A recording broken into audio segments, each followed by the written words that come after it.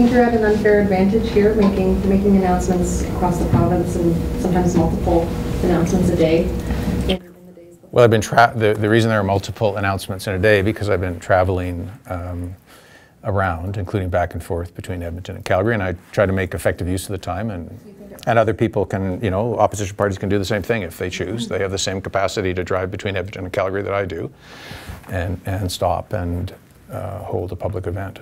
But they certainly don't have access to the government resources that you would or your office would. Do you think it puts you at an unfair advantage in the days before an election, a widely anticipated? I don't think so. It's me in a vehicle driving from Edmonton to Calgary and stopping, and they could do the same thing if they choose. You know, I represent the government and I can speak to issues from the budget from that perspective. They're opposition and they can do the same thing.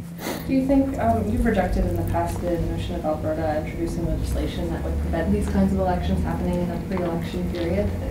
These kind of, sorry, just sort of announcements. Sorry. Not having before an election. Do you still hold that view? Does Alberta need to introduce legislation like that? I don't believe I ever said that, but I mean, I don't believe, for sure, I don't think Alberta needs legislation that governs, you know, periods before an election. I think when an election is called, the rules are very clear.